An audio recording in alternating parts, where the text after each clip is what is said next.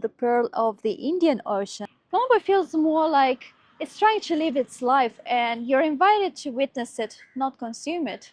And one of the highest literacy rates in Asia. And some even thought that Colombo would become another Singapore. Maybe that's what Colombo's strength is. It's not its skyline, but its resilience. Overall feel is very minimalistic and peaceful, because in many ways a nation's currency tells its story. Through one of the worst economic crises in its history, tallest structure in South Asia. I'm a good boy. What is that? Where did you get that? This is where Colombo breathes at full speed. A very local experience. So much going on here. And we have found a banana paradise, something out of a fairy tale. And that's because the pomegranate is mentioned as the fruit of paradise. I hope it's not spicy. The air smells like sea salt and chili powder. It's a place that brings people together. Good morning, everyone. Here from beautiful Sri Lanka. We arrived 2 days ago in Colombo, and I cannot tell you just how excited we are to finally be here. Sri Lanka has been on our list for such a long time, and yes, we finally made it. So it was a 1-hour flight from Langkawi to Kuala Lumpur. We then had a 2-hour layover, and then another 3-hour flight to Colombo. So yeah, it wasn't too bad. The flights ended up costing us $400 US for the two of us, one way with checked-in luggage included. So I'll just show you our accommodation when we arrived on the day. So we have a big dining table, and then over here we have the kitchen. Yeah, so it seems like we have all the facilities to cook. And then on the left-hand side we have the bathroom. Okay, so this is the shower, the toilet. Then over here I also noticed a door. Okay, so this is the storeroom, but it's locked.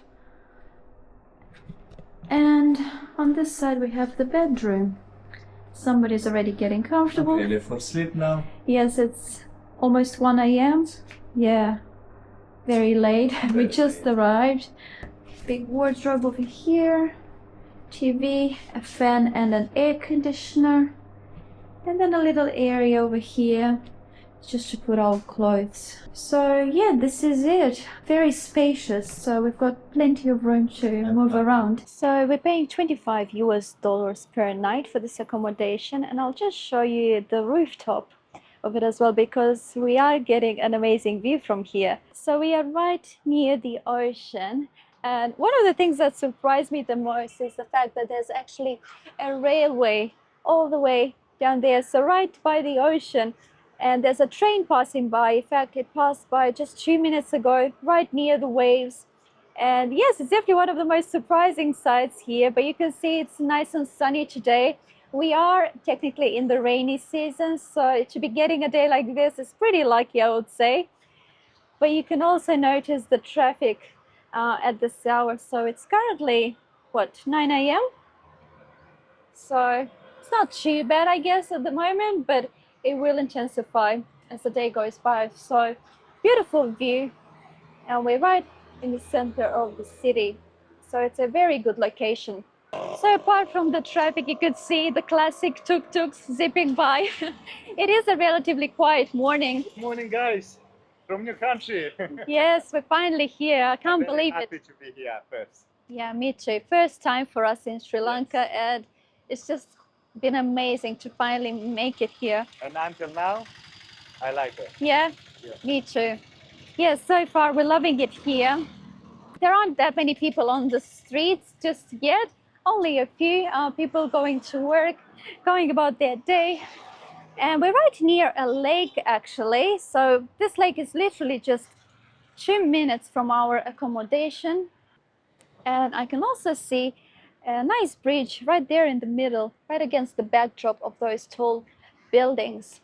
So one of the things that you do notice when you come here in Colombo is the discrepancy between modern and old. So you get these beautiful, tall, modern buildings, but then you also get to see some really old and round-down buildings, like the ones over there. So some are in construction, some are in pretty poor condition. But yes, the city does appear to be in its developing stages. So Colombo is not a city that tries to impress like other capitals in Asia. You don't really get that touristy vibe over here. Colombo feels more like it's trying to live its life and you're invited to witness it, not consume it. So Sri Lanka is often called the pearl of the Indian Ocean, and not just for its shimmering coastline, but because it has always been precious to traders, to conquerors, and to travelers alike. Now the population is around 22 million, with around 750,000 living in Colombo. The official languages spoken are Sinhala. Then you also have Tamil, which is the co-official language, and they also speak English. So you can't really understand Colombo or Sri Lanka without looking back. Sri Lanka's history is shaped by diverse waves of settlers and cultures. The island was originally inhabited by the indigenous Pettah people, considered the island's earliest residents. Later, around 500 BC, the Sinhalese people arrived from northern India. They established the early kingdoms and became the majority ethnic group on the island. The Sinhalese brought with them Buddhism, which has deeply influenced Sri Lankan culture and identity. Around the same time, Tamil people settled in the northern and eastern parts of Sri Lanka, coming from southern India. Over the centuries, these communities developed distinct languages, religions, and traditions, but have lived side by side on the island. Sri Lanka's strategic location also attracted traders and settlers from Arab, Malay, and European origins. For centuries, it was a trading hub for cinnamon, tea, and gemstones, and that made it very desirable to a lot of outsiders. The Portuguese came first in the 1500s, then the Dutch took over, and then the British, who stayed the longest, until Sri Lanka finally gained independence in 1948. And what's interesting is that they used to call it Ceylon back then and only became known as Sri Lanka in 1972. Back in those early years of independence, this country had everything going for it: a strong civil service, free education, free healthcare, and one of the highest literacy rates in Asia. And Colombo, this city, was already a busy port, sitting right in the middle of major global trade routes. In fact, many people believed Sri Lanka could become one of Asia's leading nations, and some even thought that Colombo would become another Singapore. And it made sense, both were former British colonies, both were island economies, and both had bustling ports. But then their paths split. Singapore focused on urban planning, strict governance, and economic growth. Meanwhile, Sri Lanka fell into ethnic tensions between the Sinhalese majority and the Tamil minority, and that eventually led to a 26-year civil war that only ended in 2009. The war took many lives, but it also took time. It stalled the economy, scared off investment, and left many scars that are still healing today. So Colombo didn't rise the way people expected. It's not flashy like Singapore, not sleek or futuristic. It survived wars, colonization, and crisis. But what it is real, and it still pulses with energy. And maybe that's what Colombo's strength is. It's not its skyline, but its resilience.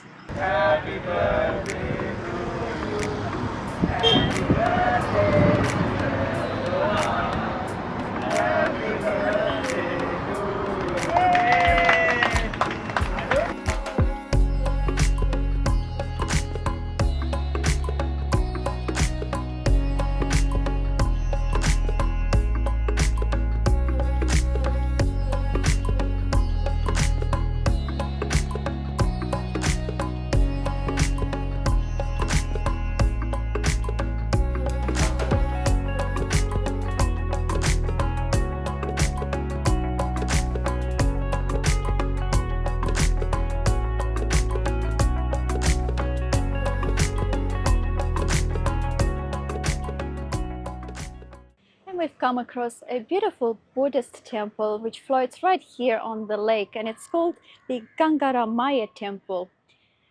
Now, the majority of the population here in Sri Lanka, meaning about 70%, is actually Buddhist, but you'll also find other religions as well, like Hinduism, Christianity, and Islam. But as you may notice, the design is very different to all of the previous Buddhist temples that we've been to. It's very distinct, and the roofs are actually done in traditional Sri Lankan Kandyan style. but you can see the overall feel is very minimalistic and peaceful, and it's more like a meditation retreat rather than a temple. And from what I can see, the entire temple is built out of wood, so even the interior. And you also see these beautiful Buddha statues surrounding the temple, and also a big statue of the goddess Guan Yin, so the goddess of mercy. Got a lovely smell of incense. Also see some offerings over here and more statues of Buddha. You've also got this smaller chapel floating right here against the backdrop of the city. So you get a beautiful view of the modern buildings. And then, of course, the Buddha statues in front. Now, they've also got this beautiful white stupa, which is also surrounded by multiple Buddha statues.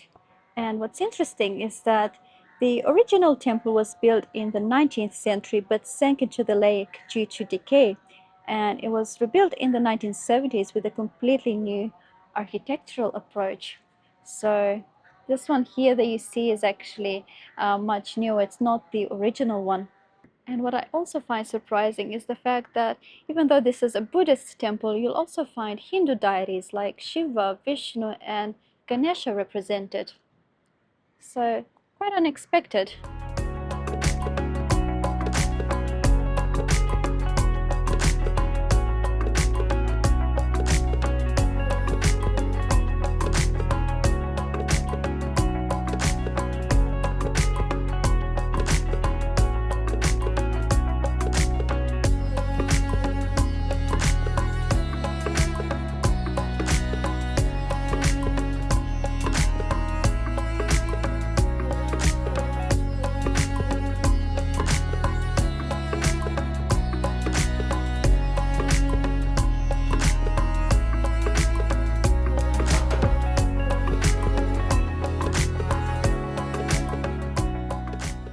So I forgot to mention there was an entrance ticket to the temple, and it was 500 rupees per person. So that's about $2 US.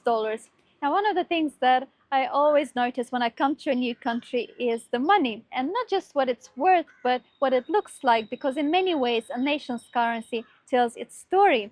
And the Sri Lankan rupee is honestly beautiful. I've got some notes here to show you. So they're very vibrant, very colorful, like many other nations. But what caught my eye is the interesting symbols. So you've got traditional dancers from Kandy, and they're different on every note. They're not the same kind of dancers. I'll show you a different one. And they've also got all kinds of birds on here. They've got temples. They've got different landmarks as well. So very interesting, something that I thought I would share because it is one of the first things that we notice. So it's like a miniature artwork, like a postcard of the island's soul. However, it is also worth mentioning that behind this beautiful currency lies a story of hardship. In 2022, Sri Lanka went through one of the worst economic crises in its history. Inflation skyrocketed, fuel and medicine ran out, and the rupee lost over 80% of its value. And even now, the economy is still healing.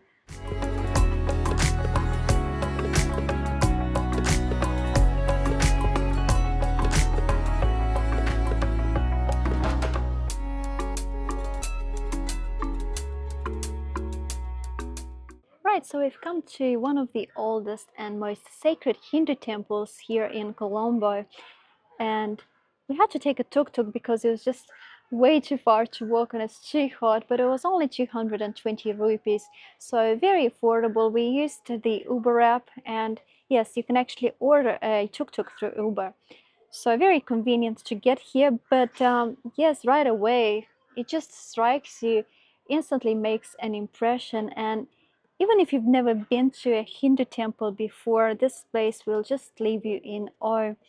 And yeah, right away you can see the vibrant tower above the entrance, which is actually called the Gopuram. It's just an explosion of color, and you can see it's filled with these hundreds of intricately carved deities, animals, and all sorts of mythological figures from Hinduism. So yes, it's absolutely stunning. Probably the most beautiful one I have seen so far. It's just so detailed, so elaborate. Um, yeah, absolutely stunning.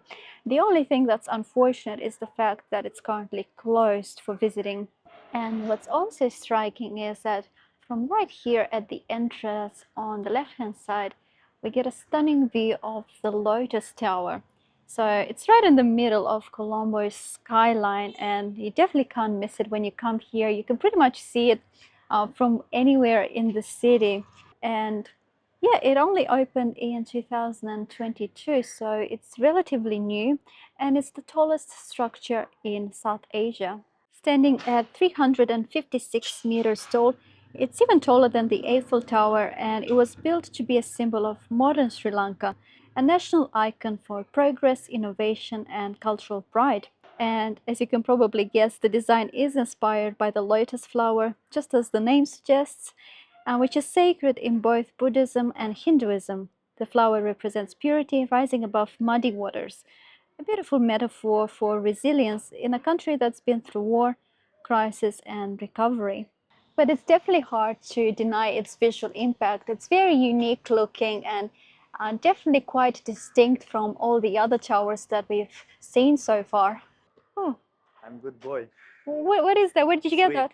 Oh, a They give me- sweet. Oh, they gave you a sweet. I say they watch inside and some come and give me sweet. Oh, So nice. that's so nice.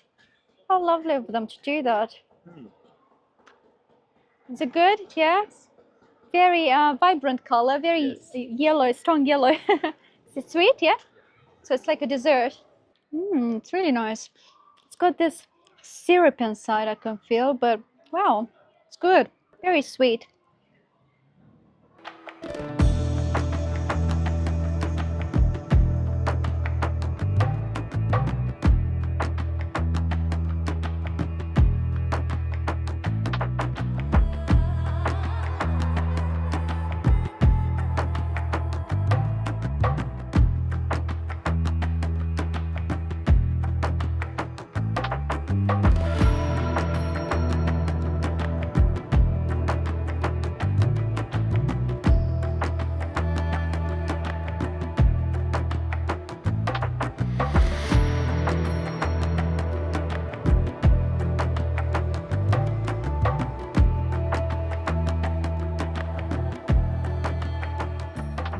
Right, so we've come to one of the most chaotic and colorful places here in Colombo. This is Pettah Market, and this is where Colombo breathes at full speed. You'll find anything from fruit, vegetables, electronics, spices, clothing, and pretty much anything else you didn't even know you need. Yeah, so this is a true sensory overload. It's very loud, very hot, very overwhelming, but it's full of life. And that's what I love about it. And it's not really a tourist place. This is where locals come to shop, to haggle, to trade, and to socialize. And what makes it even more fascinating for me personally is the mix of people and cultures that you see here. You'll hear Sinhala, Tamil, and Arabic being spoken. So it's just such a wonderful, very local experience. I found my favorite food, the chili. Yeah, look, there's a whole bag here. My favorite too, I must say. Yes, everything here looks nice and fresh. It's just an explosion of color. And what I really like is the fact that they have prices displayed, because you go to a lot of markets and they don't have prices. And every time you ask for a price, you get a different answer. So, yeah, especially if you're a tourist, normally prices go much higher, so double or triple the local price. But here you actually see what you pay, so that's wonderful to see. But yes, very chaotic, very overwhelming. So much going on here. They've also got a lot of fruit and veggies that I haven't seen anywhere else. So you've got these very weird looking cucumbers. In fact, they may not even be cucumbers. I don't know what they are. Then you've got something else over here. Once again, I have no idea what this is. but looks very interesting. So yeah, a lot of color. And we have found a banana paradise. Just look at that. There's so many varieties here. Wow, I've never seen so many types all in one place.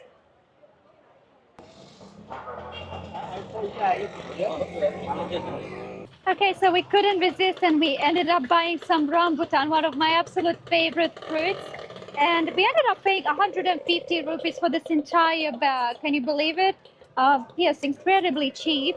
And what I found interesting is that you can find two types here. They've got the yellow as well as the red. So normally you see the red ones. At least we haven't seen the yellow ones so far. So yeah, I'm very curious to try them both, see what the difference is. But yes, they look nice and fresh. And yeah, let's give them a try. Yes, they look very good inside.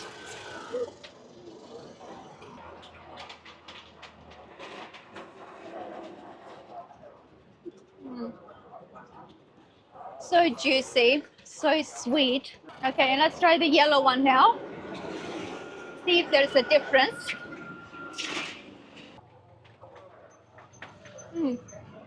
Yes, once again, very sweet. I can't really tell the difference, to be honest. I think they're exactly the same, but very fresh and very juicy.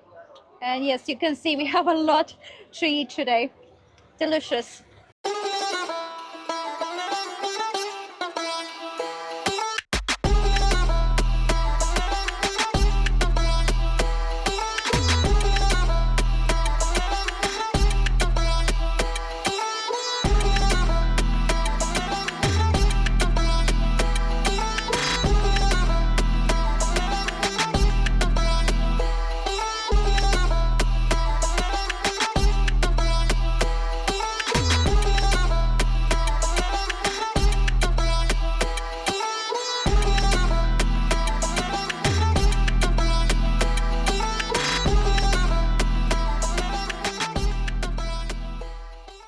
Right, so pretty much within walking distance from the market, we come across this stunning building.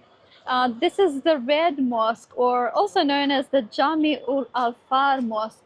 And you can see it's got this striking red and white candy stripes, domes and minarets. It almost looks like something out of a fairy tale or a gingerbread house. It's absolutely beautiful. Just have a look at this unique design and color scheme. Yeah, I can't miss it if you come here in Colombo. But you can see it's right in the middle of a very busy neighborhood and street. The traffic at this hour is absolutely insane. And yeah, from what I can see, it was built in 1908. So it's one of the oldest mosques here in Colombo. And it was built by the Muslim trading community from India. Back then, it became so iconic that sailors used it as a landmark when arriving at the port. And today, it's still a working mosque. Now, I did mention at the beginning of the video that 70% of the population is Buddhist, but Islam is also present in the country, with around 10% of the population being Muslim. Okay, so it turns out that there are multiple entrances for different groups. So for tourists, they have a designated entrance, and it's just on the next street. So it's a huge mosque by the looks of it.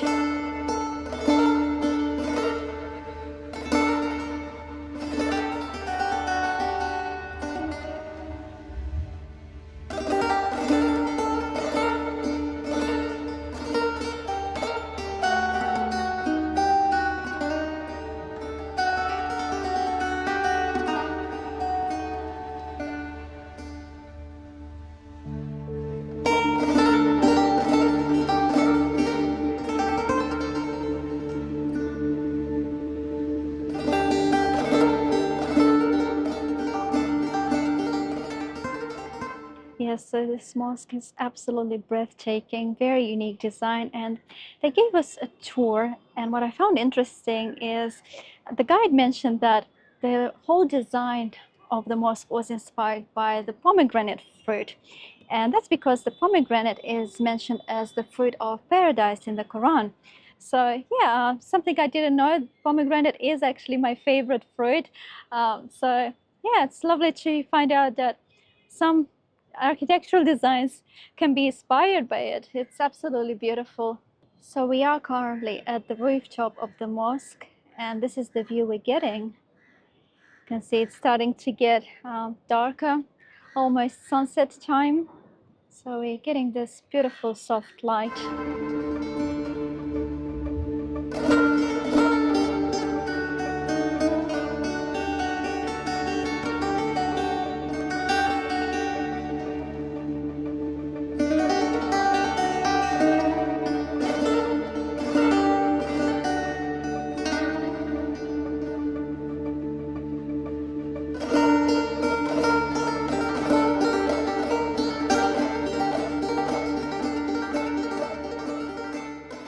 Alright, so as you can probably tell, we got a bit hungry by now. We came to a local restaurant just here nearby. I don't see any tourists at all, so it is 100% local. We ordered our meals, so yes, very hungry, so I can't wait to have something to eat. Hungry, Mihai? Yes, very hungry. I hope it's no spicy. Oh, I don't know about that. Sri Lankan food is known to be spicy, so it's a lot to wish for. Thank you. I asked zero spicy. No, zero spicy here. It's 80% spicy for me. Yes, but we're so hungry, we could eat anything right now. Okay, so Mihai's dish has arrived. It look nice. Yes, it looks very nice. He went for fried rice with chicken.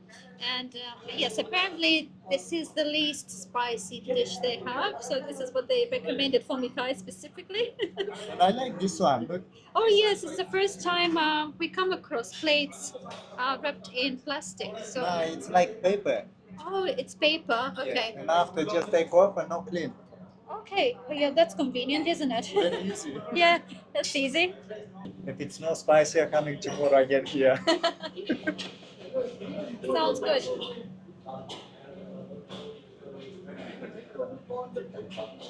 You look pleased. You look happy. That's a good sign.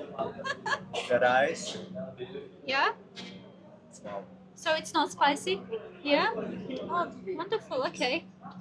Yeah, I must say, the people here were so warm, so welcoming. The locals are very, very friendly here in Colombo. So, yeah, we really felt so welcome here. It's good? Yeah, looks delicious. Very nice. And zero spicy. Yeah. First time. First time. First time when I ask zero spicy. It's zero spice. Okay. Yeah. Fantastic. Okay, let's see how I go. I'm so happy. Yeah. 10 stars. Made a good choice, yeah? Good. Okay, so my dish has also arrived. I went for chicken biryani and some chicken gravy, they said. So, yeah, very curious to try it out. So I wasn't as picky as Mihai. I said that a little bit of spice is okay, so that's why I went with chicken biryani. So let's see how I go.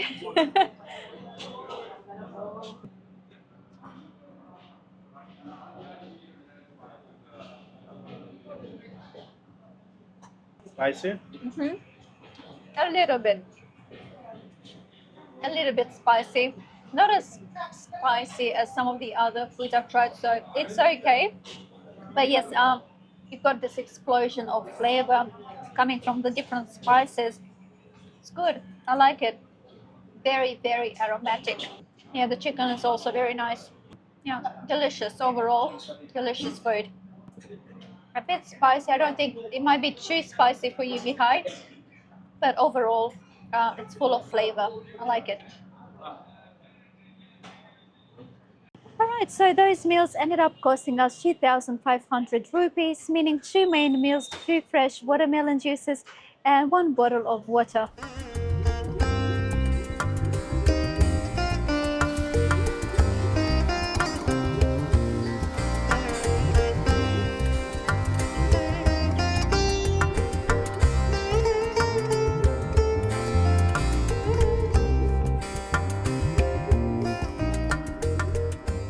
Right guys, so we made it to Galle Face Beach, and this is pretty much the social heartbeat of Colombo. It's where families and groups of friends gather, and we made it just in time for sunset. So They have this little beach over here. I'll just show you. And apparently this is also a turtle nesting area. So it's only a small beach.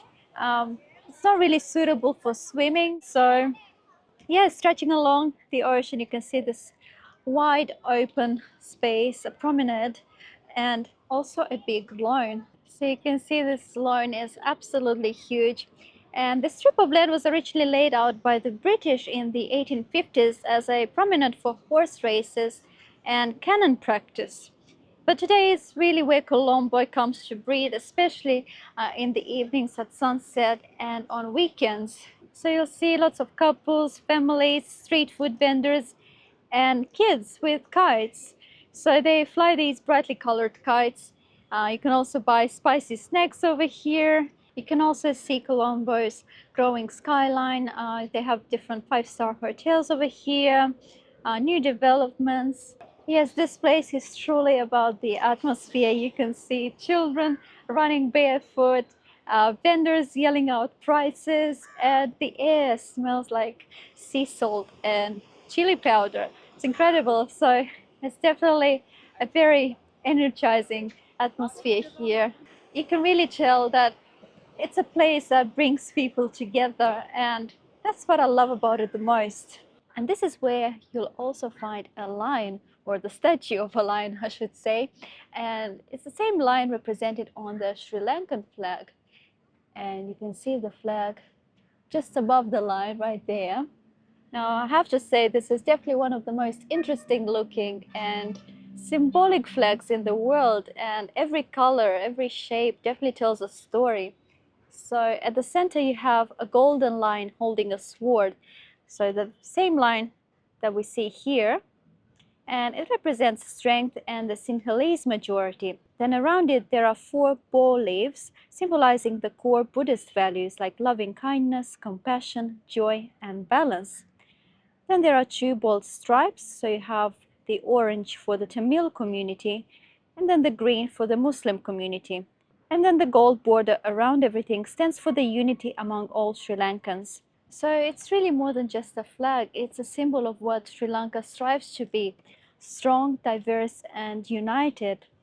And yesterday when we came, we noticed that they have a ceremony in the evening where they took down the flag, and we were kind of surprised. So we asked one of the locals, and they told us that they do this every day. So at 6 a.m. they raise it up, and then at 6 p.m., just before sunset, they take it back down. And that's normally done by the military. So it's done out of respect for the flag and respect for the nation. So yes, they don't leave the flag flying overnight.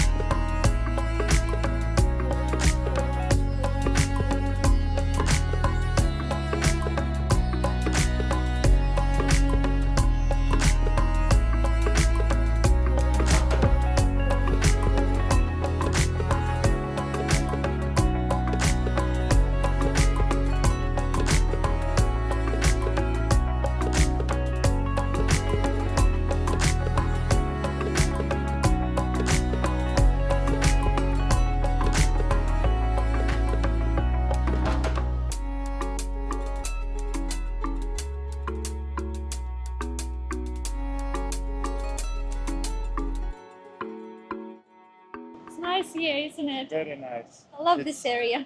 Yeah, it's a real family vibe. Yeah, absolutely. I like to see every country like this. Yeah, It's so nice to come the family with the kids, take ice cream. They all seem so united, you know. Yes.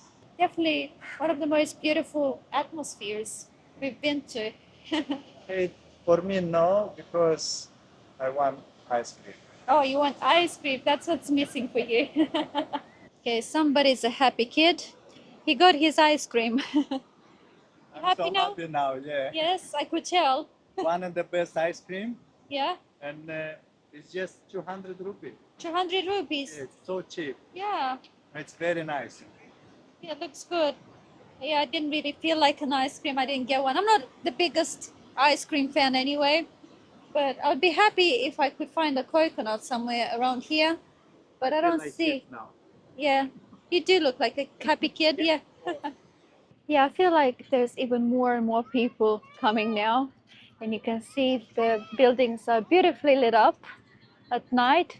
And we also get a fantastic view of the Lotus Tower from here.